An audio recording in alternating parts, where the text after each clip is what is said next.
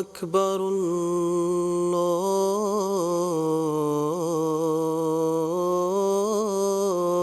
الله أكبر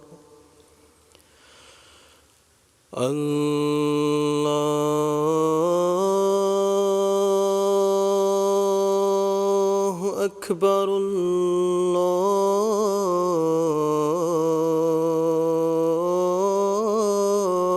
الله أكبر أشهد أن لا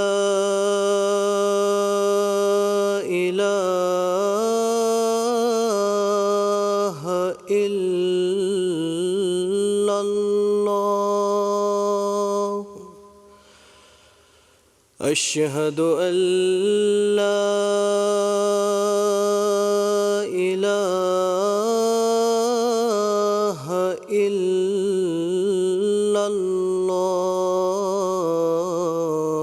الله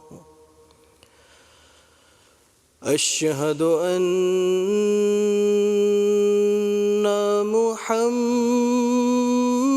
محمدًا رسول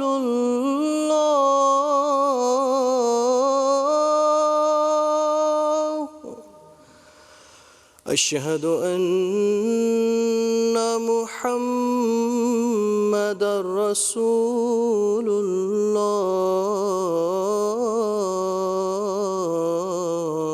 الله حي على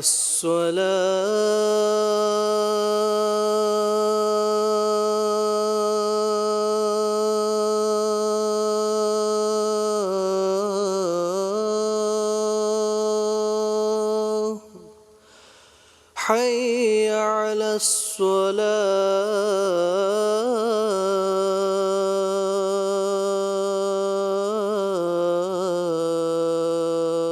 الصلاة حي على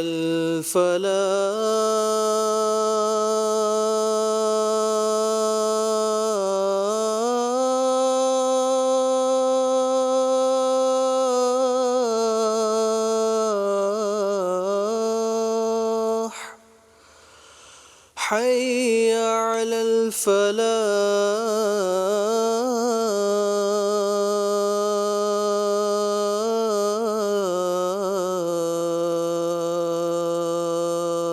الفلاح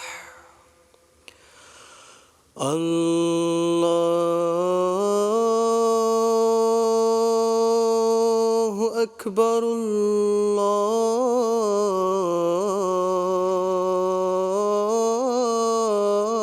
الله أكبر لا إله إلا الله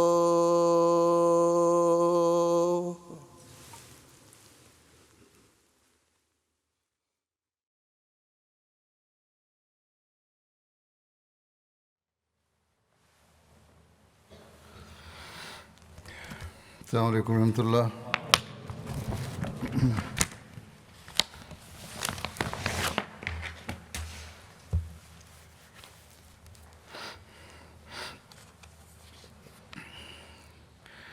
أشهد أن لا إله إلا الله وحده لا شريك له وأشهد أن محمدًا عبده ورسوله أما بعد فأعوذ بالله من الشيطان الرجيم بسم الله الرحمن الرحيم الحمد لله رب العالمين الرحمن الرحيم مالك يوم الدين إياك نعبد وإياك نستعين اهدنا الصراط الصراط المستقيم صراط الذين أنعمت عليهم غير المغضوب عليهم. After reciting the Tashahhud, Ta'awuz and Surah Al-Fatiha, Hazrat Khalifatul Masih V, Ayyadahullah Ta'ala binasrihil Aziz stated, जैसा कि गुज़िश्ता जुमे में बताया था मैंने, आज हज़रत अबू बकर के दौर खिलाफत में ईरानियों के खिलाफ that as I mentioned in the previous Friday sermon, today I will narrate the accounts relating to the military expeditions against the Persians during the era of Hazrat Abu Bakr radiyallahu ta'ala anhu. In this regard, one of the battles was called the Battle of Zatus Salasil and is also known as the Battle of Kazima.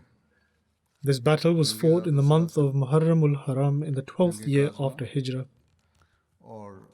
This battle is known by three names: the Battle of Zatus Salasil, the Battle of Kazima, and the Battle of Hafir.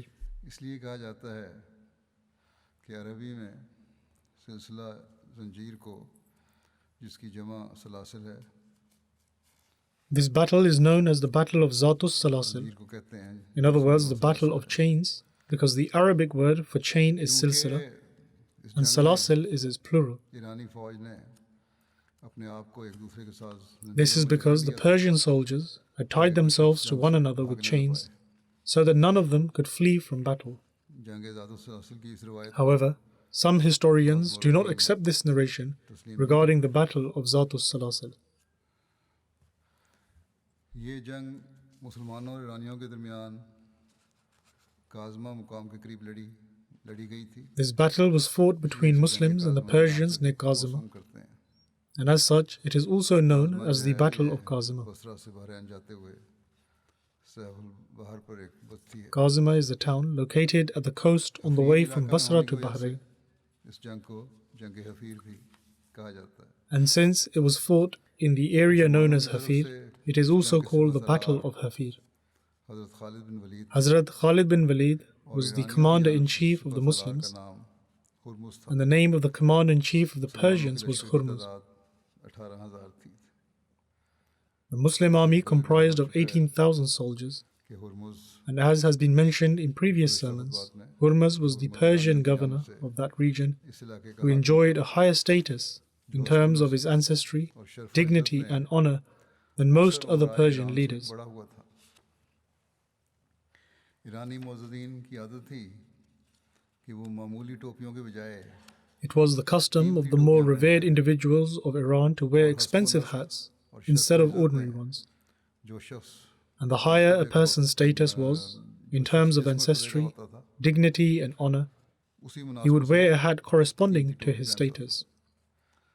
सबसे बेशकीमत टोपी के लिए कहा जाता है कि 1,00,000 दिरहम की Thus, होती it is said that the most expensive hat cost 100,000 dirham, जो शर्फ and only an individual of the highest level of respect, dignity and honor was considered worthy of wearing it. Hormuz का मर्तबे का अंदाज़ा As such, the status of Hurmuz can be gauged from the fact that his hat cost 100,000 dirham.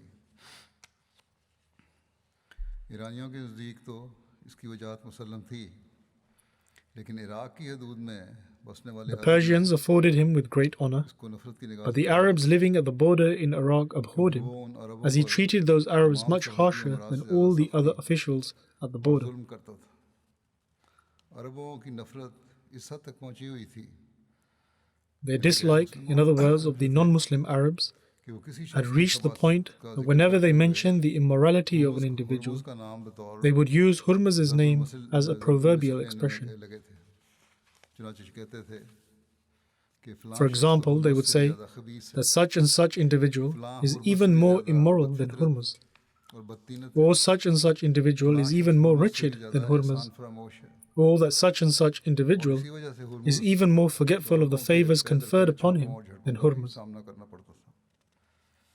और दूसरी तरफ Hormuz And due to this very reason, Hurmuz often had to deal with the continuous raids and skirmishes conducted by the Arabs. And on the other hand, Hurmuz also used to engage in skirmishes with the Indians at sea. जमामा से रवानगी से कबल Hormuz को ख़त लिखा था। उन्होंने अपने ख़त में लिखा In any case, before setting off from Yamama, Hazrat Khalid bin Walid wrote a letter to Hurmuz in which he wrote that obey and you will remain protected, or you may acquire a guarantee for your protection as well as that of your nation by accepting to pay the jizya. Otherwise, there will be none to blame but yourself. For I have brought such a nation to oppose you, which loves death just as you cherish life.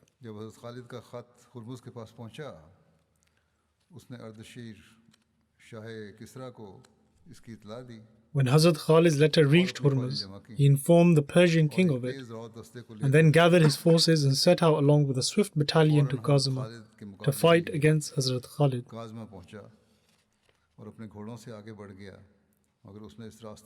He advanced more swiftly than his horses. However, he did not encounter Hazrat Khalid bin Walid on his path, and instead he heard news that the Muslim army was gathering in Hafir.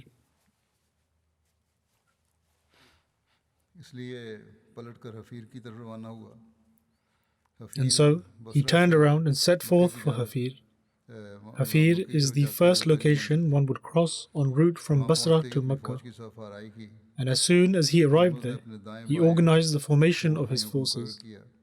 Hurmuz appointed his two brothers to his right and left flanks, the first of whom was Qubaz and the second was Anushjan. And the Persian forces had chained themselves together. This is what has been mentioned according to this narration. And it is said that upon seeing this strategy, those who differed said to them that you have helped the enemy by binding yourselves together in chains. Do not take this course of action, for this is a bad omen.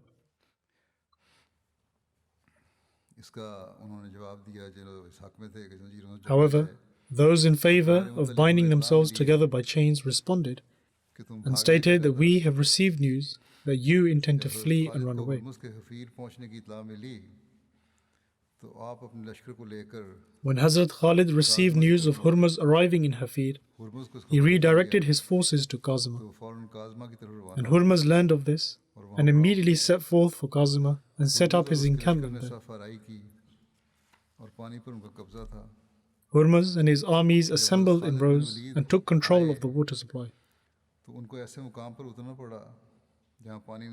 Hazrat Khalid bin Walid set up camp in an area where there was no water, and the people brought this matter to him. Upon this, his caller announced that everyone should dismount, unload their provisions, and then fight the enemy for control of the water. For surely the control of the water supply would fall into the hands of the army that is more steadfast and honorable of the two.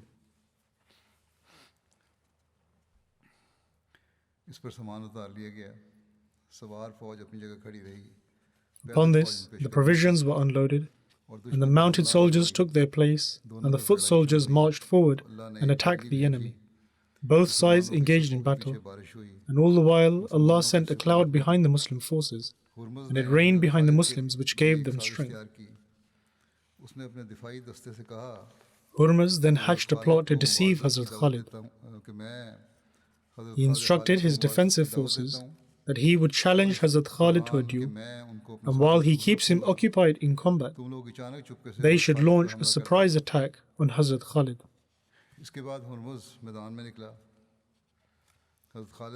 Following this, Hurmuz approached the battlefield, and Hazrat Khalid dismounted from his horse.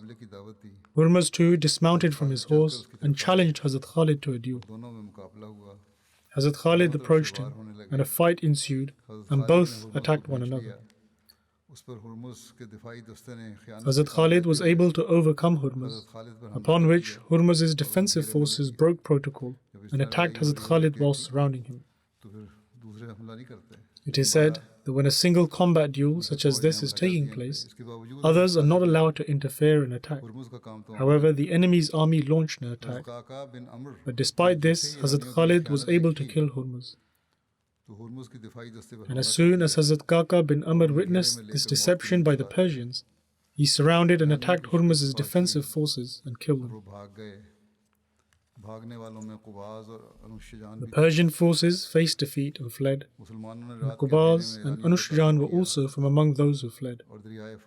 The Muslims then pursued the Persian forces in the darkness of the night and continued to kill them up until the large bridge at the Euphrates River, where today Basra is established.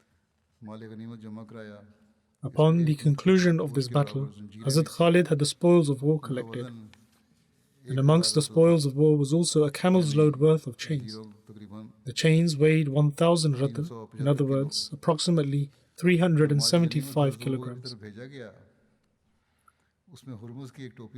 And the spoils of war sent to Hazrat Abu Bakr radiyallahu ta'ala anhu also included Hurmuz's hat, which was worth 100,000 dirhams and was embellished with gems. Hazrat Abu Bakr radiyallahu ta'ala anhu gave this cap to Hazrat Khalid bin Walid.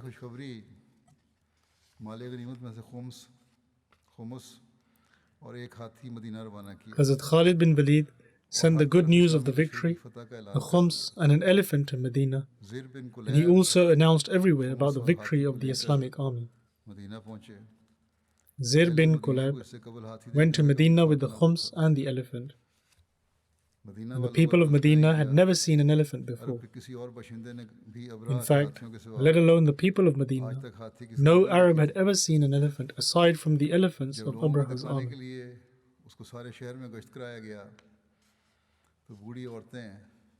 And when the elephant was paraded through the entire town, upon seeing it, the elderly women were astonished and asked whether it was something from among the creation of God, and they thought that it was something that had been constructed. Hazrat Abu Bakr radiyallahu ta'ala anhu then sent the elephant back with Zir to Hazrat Khalid.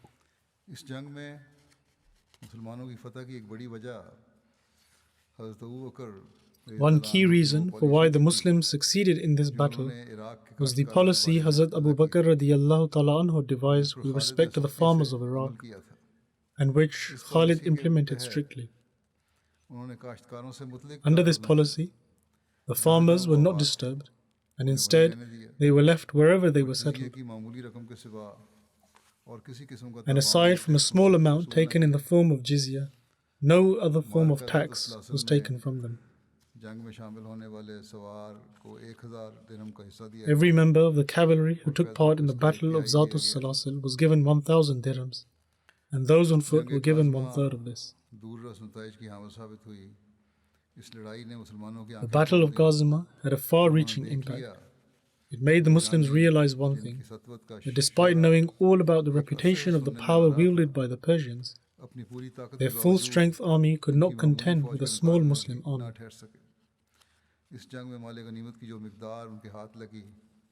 Also, the Muslims could not even imagine the volume of the spoils they acquired.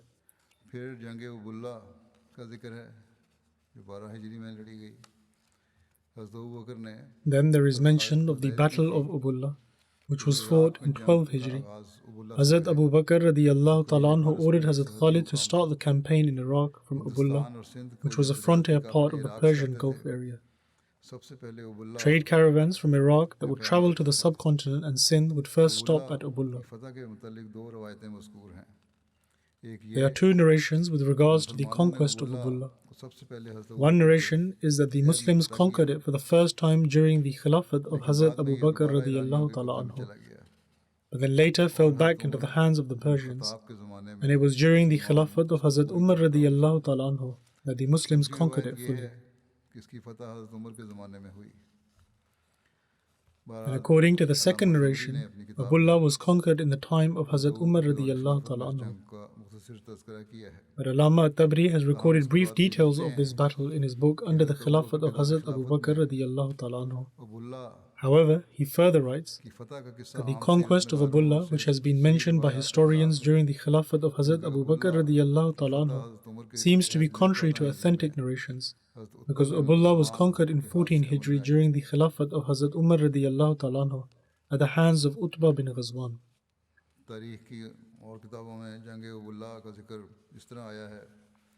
This has been mentioned in other books of history as well with regards to the Battle of Ubullah. Some historians attribute the first victory during the Khilafat of Hazrat Abu Bakr radiyallahu ta'ala anhu whereas others reject this notion and state that this battle did not take place in the Khilafat of Hazrat Abu Bakr radiallahu ta'ala anhu. Rather, it was during the Khilafat of Hazrat Umar radiallahu ta'ala anhu. In any case, in the books of history, the battles of Abullah and his conquest has been recorded during the Khilafat of Hazrat Abu Bakr and Hazrat Umar radiallahu anhuma. And it seems that Abullah was first conquered during the blessed Khilafat of Hazrat Abu Bakr radiallahu anhu. However, afterwards, owing to receiving Persian aid through sea routes, the people of Abullah rebelled and broke away. And it was during the Khilafat of Hazrat Umar radiallahu ta'ala anhu it was conquered once again. Nonetheless, the details of the Battle of Abullah are as follows. After the Battle of Zatus Salasil, Hazrat Khalid bin Walid sent Hazrat Musanna to pursue the defeated Persian army. And alongside this, he sent Hazrat Maqal to Abullah to gather the spoils of war and apprehend the prisoners of war. Hence, Maqal left from there and reached Abullah and gathered the spoils as well as the prisoners. Further details about this conquest during the Khilafat of Hazrat Umar radiallahu ta'ala anhu are as follows.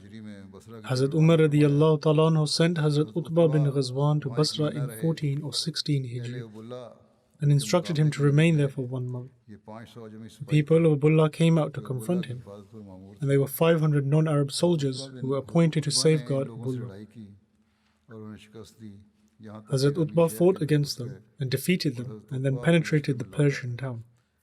Hazrat Utbah returned to his army, and Allah the Almighty struck awe and fear in the hearts of the Persians, and they left the town. They took whatever little they could and boarded boats. They crossed the river and left, and in this way the entire town was left vacant. The Muslims entered the town and found many weapons, as well as other provisions, and also seized the prisoners. And after taking out the khums from all the spoils, the rest was divided amongst the Muslim soldiers, who numbered 300 in total.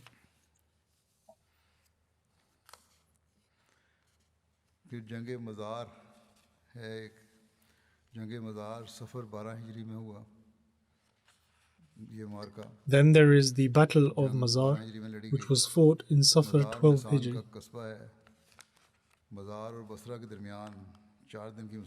Mazar was a settlement in Mesan, and between Mazar and Basra there was a distance of 4 days' travel. During this incident, everyone was reciting the following: that the month of Safar has arrived, and every rebellious oppressor will be killed at the place where the rivers meet. In the battle of Zatus Salasil, Hurmuz was up against Hazrat Khalid bin Walid. Hurmuz had written to his king to send reinforcements, and the king sent a contingent as reinforcements under the command of Qarin. However, this contingent had only reached Mazar when they received news of the defeat of Hurmuz in the battle of Zatul Salasil and his death.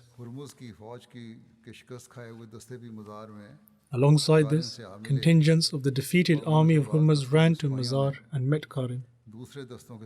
And some of the soldiers from the contingent who ran away said to the soldiers under Qarin that if you become dispersed today, then you will never be able to gather together as one again. Therefore, immediately prepare to return. The soldiers of the army that ran away and the soldiers from the reinforcements, in other words, the new army coming from Persia, joined forces and both incited each other to war. A new army was now formed to defend the king. And the forces that had run away said that this is our commander Qarin, and it is quite possible that God will grant us victory and rid us of our enemy. And in this way we can recover some of our loss.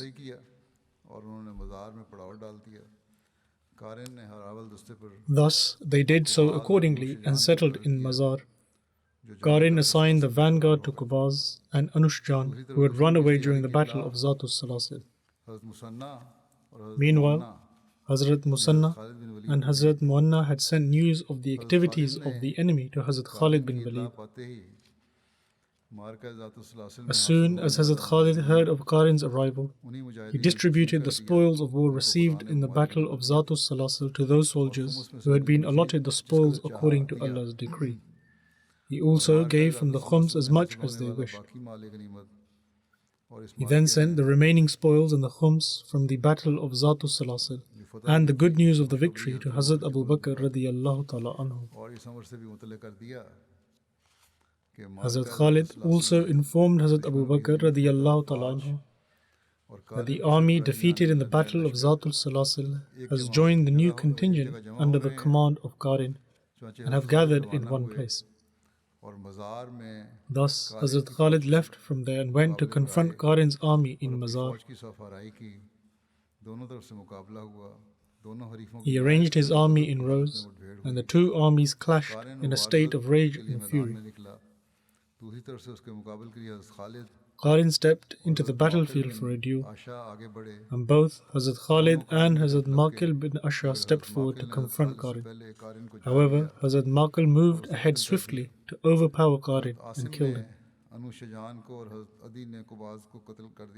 Hazrat Asim killed Anushjan, and Hazrat Adi killed Qubaz. When the three of these Persian commanders had been killed, the resolve of the remaining forces was broken and they began to flee. During this battle, a large number of Persians were killed, and those that retreated boarded boats and fled. Hazrat Khalid remained in Mazar, and he gave the provisions belonging to the dead soldiers to the person that killed him, no matter how much it was. He also gave to them those spoils that were acquired without any fighting, i.e. the Mali affair. And from among the khums he gave to those soldiers who displayed extraordinary feats. And he then sent the remaining khums with a delegation headed by Hazrat Sa'id bin Numan to Medina. And according to one narration, 30,000 Persians were killed in this war. And this does not include those that jumped in the river and drowned. It is said that if the water did not stop the Muslims, not a single soldier would have been spared. Still, there were some who survived and fled in a frantic state, leaving behind everything they had. After the battle, all those who fought and aided the Persian army were imprisoned along with their families. And among these prisoners was Abul Hassan Basri. And it is said that Abul Hassan Basri, who was the father of Imam Hassan Basri, who became a Muslim and was a renowned preacher and Sufi of Basra. It is said that after being imprisoned, Abul Hassan Basri was taken to Medina, where his captor freed him.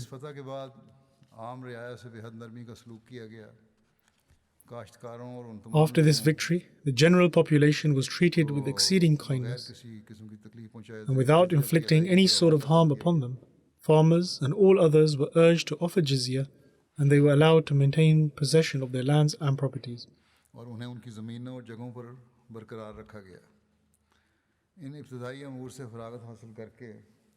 Then, after tending to these preliminary matters, Hazrat Khalid then turned his attention towards the law and order of the conquered lands. He assigned collectors for jizya in various places, and also, in order to ensure the safety of the conquered land, the armies that were already appointed at Hafir and at Jisr-e-Azam, i.e. the Great Bridge, were better organized, and each battalion was appointed a commanding officer, and they were ordered to remain abreast of secret and open movements of the enemy, and also to combat them if ever the need arose. What greater testament can there be to Khalid's military prowess than the fact that from the outset of his advancements in Iran, the mighty armies of Chosroes began to fall, and their vigorous confidence and enthusiasm dissipated. The Battle of Mazar took place only a short distance away from Hira, and Hira is located between the Gulf and Madain. Upon tending to various matters after the battle, Hazrat Khalid bin Walid became occupied in obtaining intelligence regarding the enemy plans, so that he could remain aware of the enemy's movements, and also to ensure that they weren't assembling against Islam.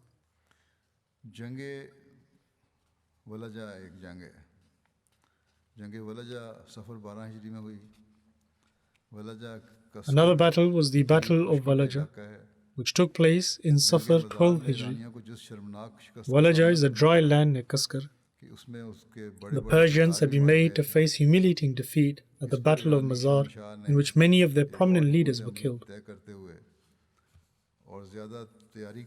Upon this, The Persian king devised another ploy and intended to confront the Muslims with better preparation. चुनांचे ईरानी हुकूमत ने Iraq में बसने वाले ईसाइयों के एक बहुत बड़े कबीला बकर बिन वाइल के सरकर्दा लोगों को Hence, दरबार ईरान the में Persian government invited a prominent tribe of Christians from Iraq called Bakr bin Wail to Iran, एक लश्कर तरतीब दिया and after inciting them to fight against the Muslims, they formed an army and a famous cavalier named Andar Zaghar was appointed as its leader. और ये लश्कर वलाजा की The army then proceeded to Walaja, Iraq में ईसाइयों को एक बहुत and बड़ा there was a large tribe of Christians residing in Iraq called Bakr bin Wail. शहनशाह अर्दशीर ने उन्हें तलब किया The emperor Artajir called them and organized them into an army, upon which he sent them to Walaja to fight the Muslims. हीरा और कसकर के नवाही इलाकों के लोग और किसान भी इस लश्कर के साथ The residents and farmers living in the surrounding areas of Hira Heera and also Kaskar joined the army. एक शहर है Hira is a city located 3 miles northwest of Kufa, while Kaskar is a town located between Kufa and Basra. बहरहाल लेकिन इस ख्याल से कि मुसलमानों पर फतह याबी का फ़ख्र मुकम्मल तौर पर ईसाई अरबों के हिस्से में ना आए अपने एक The बड़े thought arose Sardar that all of the credit for defeating the Muslims should not go solely to the Christian Arabs. भारी लश्कर के साथ And so a prominent soldier named Bahman Jazibeh was also sent with a large army. फारसी सरदार को ये महसूस हुआ कि उनकी फ़ौज बहुत बड़ी हो गई है तो उसने हज़रत खालिद बिन वलीद And when the को Persian ruler felt that his army was quite large, जब हज़रत he Khalid decided to attack Hazrat bin Khalid bin Waleed Walid. के में जमा होने की खबर मिली उस वक्त आप Hazrat Khalid bin Walid was near Basra when he learned of the Persian army assembling in Walaja. कि फ़ारसी फ़ौज पर 3 जिहाद से हमला करें ताकि उनकी Jamiat Hazrat Khalid bin Walid felt that the best course of action was to attack the Persian army from 3 sides, so that they become scattered and will become confused due to the sudden attack. चुनांचे आपने सुवैद बिन मुकर्रन को कायम Hence, मुकर्रर किया he appointed Suwaid bin Muqarrin in his stead फीर में ही and instructed him to remain in Hafir, and he himself went to join those whom he had left in the lower part of Dijla. छोड़ा हुआ था उनको हुक्म दिया कि दुश्मन से हर वक्त चौकन्ने रहें और He instructed them to always remain vigilant with regards to the enemy को लेकर and to never be caught off guard or be deceived. कदमी की Hazrat Khalid then took his army and set out towards Walaja पर उतरे and fought against the enemy army and its supporters, ensuing in a fierce battle. हज़रत खालिद बिन वलीद ने फ़ौज के दोनों तरफ मुजाहिदीन के ज़रिए घात लगा रखी थी आखिरकार घात लगाए Hazrat Khalid bin Walid had Muslim soldiers lie in ambush on both sides of the enemy army, की फ़ौजें शिकस्त and eventually both battalions attacked the enemy from either side. Waleed ने सामने से The Persian armies fled upon suffering defeat. दोनों दस्तों ने However, they were surrounded from the front by Hazrat Khalid bin Walid वो बौखला and from behind by the 2 battalions that had been lying in ambush. कत्ल की भी परवाह न रही This perturbed them to the extent that they no longer cared if their compatriots were खुदा killed, होकर बिलाखिर मारा गया and the leader of the enemy forces were ultimately defeated and killed. हज़रत खालिद बिन वलीद ने वही सलूक किया जो उनका तरीक़ था And Hazrat Khalid bin Walid treated the farmers as he usually would. In other words, he did not kill any of them, मावरीन को गिरफ्तार किया and only the progenies of those who had participated in the war and their supporters were captured, बन जाने की दावत दी while the general population of the nation were urged to offer jizya and become part of the Muslim rule, फिर जंग which the people have accepted. का जिक्र है जंग उलैस माह सफ़र 12 हिजरी में हुई Then there is mention of the Battle of Ulas. बार की बस्तियों में से एक The Basti Battle of Ulas took place in Safar 12 के Hijri. हाथों Ulas was one of the cities in the Ambar province in Iraq, और ईरानियों को पहुंचने वाली एक और इबरतनाक शिकस्त से and the humiliating defeat handed by Hazrat Khalid to Bakr bin Wail and the Persians at the Battle of Walaja greatly angered their fellow Christians. लिखे और उलैस के मुकाम पर सब जमा हो गए उनका सरदार They and the Persians exchanged letters and then gathered at a place called Ulas. ईरानी बादशाह ने The appointed leader was Abdul Aswad Ijli, को खत and लिखा similarly, the Persian emperor wrote a letter to Bahman Jazibeh and instructed him to take his army to Ulas जो लोग वहाँ and to join with the Persian and Arab Christians that were gathered there. लेकिन बामन जाज़वे खुद तो लश्कर के साथ न गया अलबत्ता उसने अपनी जगह एक और However, और बहादुर Bahman Jazibeh did not accompany the army himself. However, he appointed another brave fighter named Jaban and sent him off with the instructions of inciting people to fight, but to not engage in battle with the opposition until he himself arrived, unless they were attacked first. Hence, Jaban set out towards Ulais, and Bahman Jazwe then went to the Persian Emperor Artashir in order to consult with him. However, upon arriving, he found the emperor to be ill. And so, Bahman Jazwe became occupied in tending to him and did not send any guidance to Jaban. Jaban set out along with the army towards the battlefront and arrived at Ulais in the month of Safar. Various tribes and Arab Christians from the surrounding areas of Hira joined Jaban. And when Hazrat Khalid learned that these Christian tribes had assembled, he set out to combat them. However, he was unaware that Jaban was nearby as well. Hazrat Khalid had set out only with the intention of combating those Arabs and Christians. However, he was confronted by Jaban in Ulais.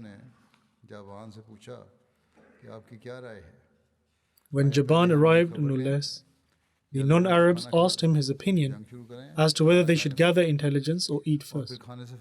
In other words, they asked whether they should begin fighting or eat first and then fight.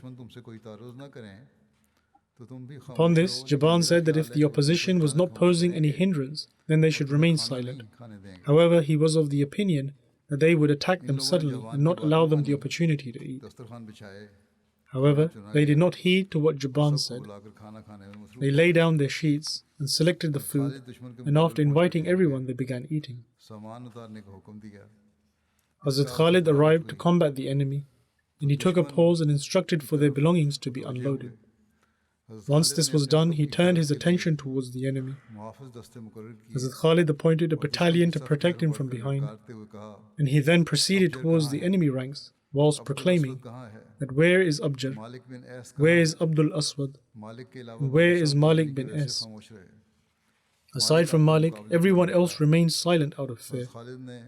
Malik, however, came forward to fight, and Hazrat Khalid said to him that out of all these people, what has given you the courage to come and face me? For you do not even possess the strength to combat me. After saying this, Hazrat Khalid attacked and killed Malik, and made the non-Arabs get up from their sheets before they could even eat. Upon this, Jaban said to his people that did I not warn you against eating first? By God, I have never feared any soldier as I fear today's battle. When they were unable to eat, they began to suppose their bravery by saying that we will leave the food for now until we are finished with the Muslims, and then we will eat. Upon this, Jaban stated that by God, it seems to me as if you have left this food for our opponents. Do not think that you will be victorious and will then eat. Rather, it seems to me that your opponents will eat this food. In other words, he meant the Muslims. He further stated that you, however, do not perceive this. So hearken to what I say now. He told them to listen to him and stated that poison the food, because if you are victorious, then the loss of food is a paltry one. But if the opponent is victorious, then you will have done something to cause harm to our opponents, because they would have eaten the poisonous food.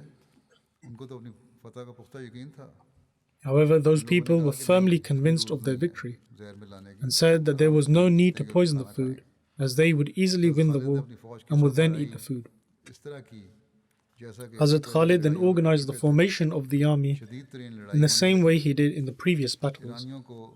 A fierce battle then ensued, and the Persians were expecting the arrival of Bahman Jazwe because Jaban was giving them hope of this and informing them that he had departed with a huge army. Hence, the Persians fought with great resolve and intensity. However, in reality, owing to the ill health of the Persian king, Bahman was neither able to tell the king of the current circumstance, nor could he leave with an army. In fact, he was no longer able to have any communication with Jaban. In any case, the Muslims also fought with great courage and valor in this battle, and intense fighting took place. with regards to the passion and zeal of the Persian army and the weakening state of the Muslims, a historian writes, from the Persian forces, the Christians were the first to launch an attack, but their leader Malik bin Qais was killed. And as soon as he was killed, their condition completely changed and they became dejected. Upon seeing this, Jaban sent the Persians to go forth, and in the hope of Bahman's imminent arrival with reinforcements, they all fought with great bravery. And the Muslims attacked repeatedly, but the Persians were able to repel these attacks with great strength and determination. And so, upon seeing that all the physical measures one could adopt were proving to be insufficient, Hazrat Khalid raised his hands and began to supplicate with utmost humility that, O Allah, if you grant us victory over the enemy, then I shall not spare a single one of them, and the river shall turn red with their blood. In certain other books, it is mentioned that Hazrat Khalid swore an oath or promised that if he was granted victory in the battle, then he would not let a single soldier from the enemy remain alive. In any case, Hazrat Khalid then tactfully moved the right and left flank of the army to attack the rear side of the Persian army. Following this, the Persian army became scattered, and they realized that the safest option for them was to either flee or surrender. Hazrat Khalid then ordered to take the enemy forces as prisoners and not to kill anyone apart from those who were fighting. In other words, only those were to be killed who were engaged in combat.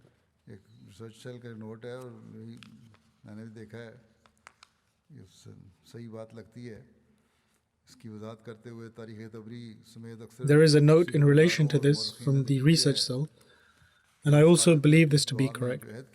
Whilst mentioning the details of this incident, most of the biographers and historians, including Tariq at-Tabari, have mentioned that in accordance to the pledge he had made in his prayer, Hazrat Khalid had all the prisoners killed and thrown into the river continuously for one night and one day, so that the river could turn red with their blood.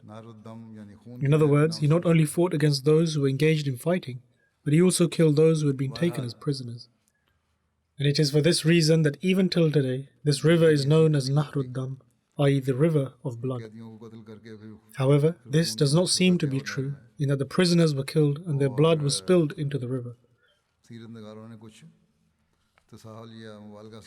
It seems that the historians have either acted with negligence or greatly exaggerated.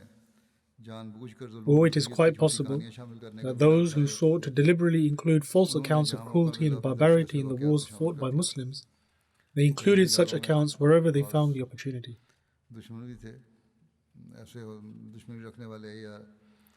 Among the historians, there were some who opposed the Muslims, and they harbored malice against them. Therefore, they would write such things.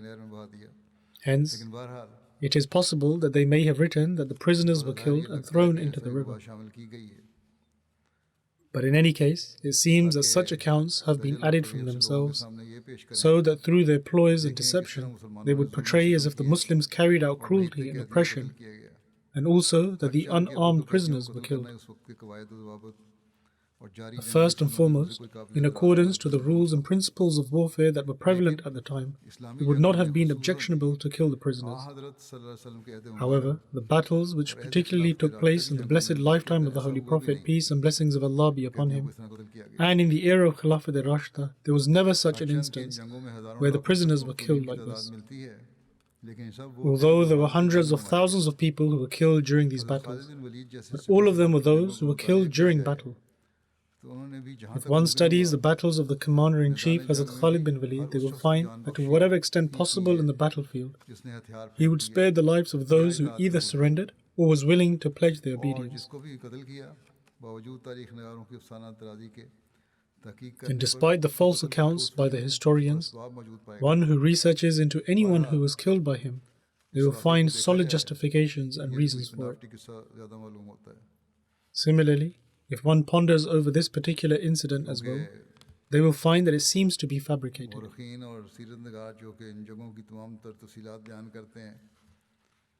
This is because amongst the biographers and historians who have detailed every minute information with regards to these incidents, there are some who have not mentioned this particular incident at all. Therefore, this is proof of the fact that this was completely fabricated. In fact, one author, who generally tends to document history in a very liberal fashion, and has mentioned certain things which one cannot agree with, even he mentioned, after making reference to this incident, that the narrators of this particular incident have greatly exaggerated.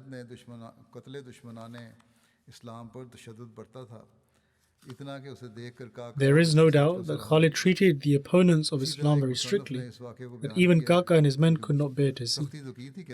He treated the prisoners in a very strict manner, but to say he killed them is wrong. Similarly, another author writes, through which it is evident that the Persians were not actually killed and thrown into the river.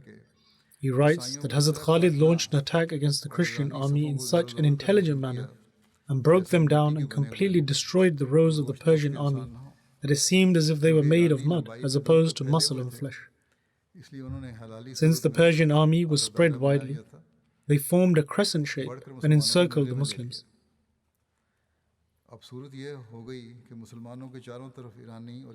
As a result, the Muslims were surrounded by the Persians and Arab Christians, and the opponents began to fight with great passion.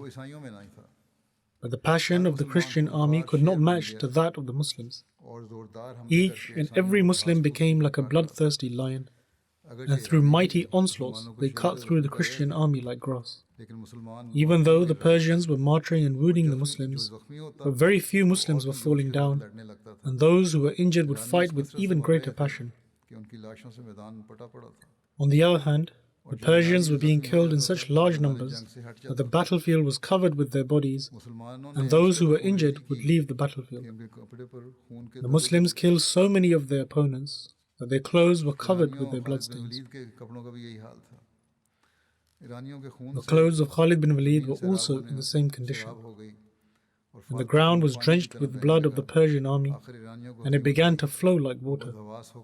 Eventually, the Persians suffered defeat, and they fled in great panic. The Muslims pursued them and continued to kill or imprison their soldiers till quite some distance. And the Persians fled in such a disarray that 1,000 soldiers of theirs plunged into the river and drowned. When the Persians had gone quite far ahead, the Muslims then returned. And it is said that 70,000 Persians were killed in this battle, and 138 Muslims were martyred. Historians are also astonished at the fact that how the Muslims were able to kill so many of the Persians. This is what has been written by another historian. And so from this it is evident that even if one were to consider the incident where the river turned red to be true, then it is possible that it happened due to those injured soldiers who drowned in the river.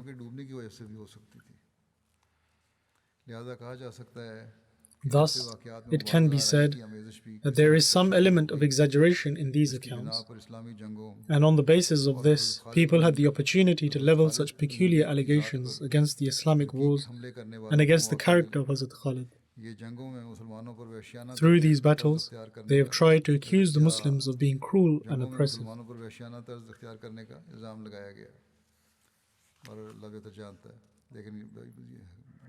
In any case, Allah knows best. However, from what it seems, is that these are just mere allegations.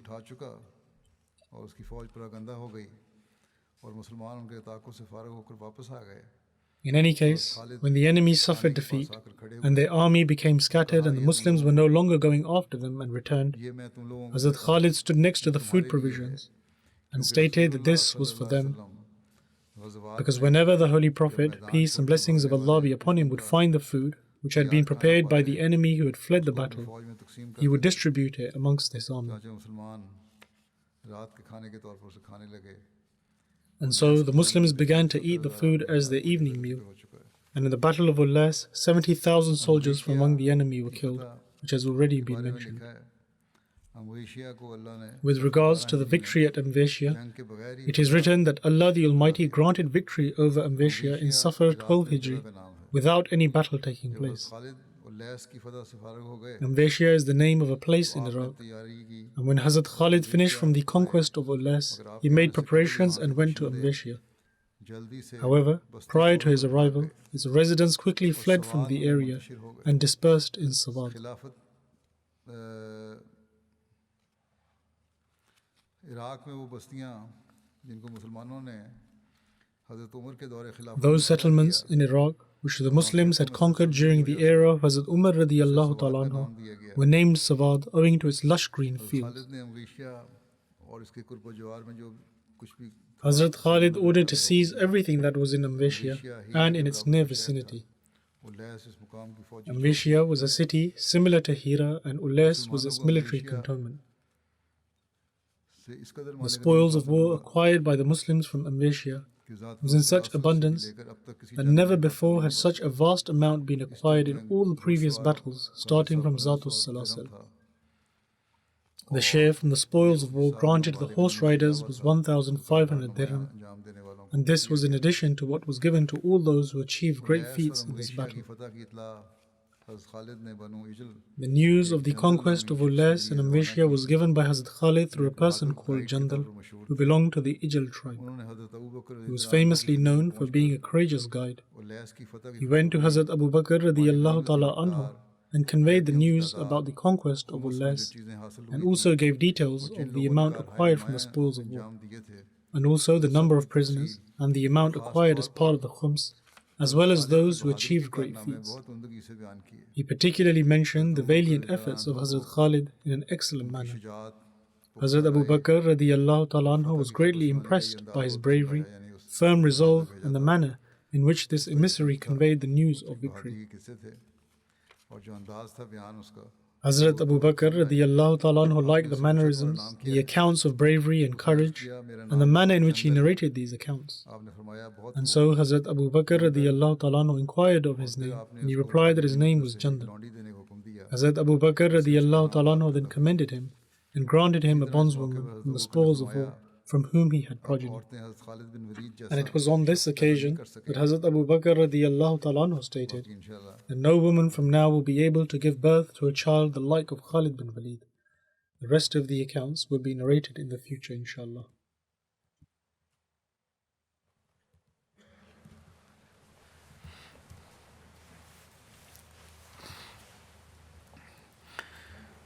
Alhamdulillah.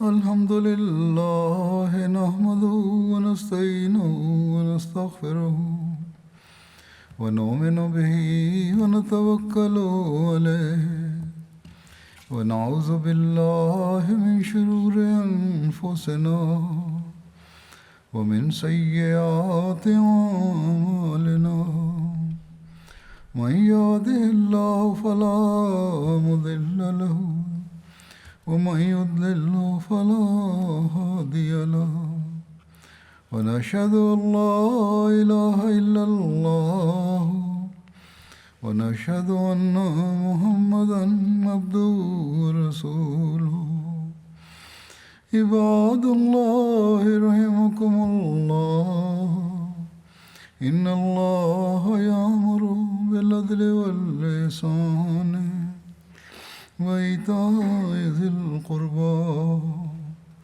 وينهى عن الفحشاء والمنكر والبغي يعظكم لعلكم تذكرون اذكروا الله يذكركم وادعوه يستجب لكم ولذكر الله أكبر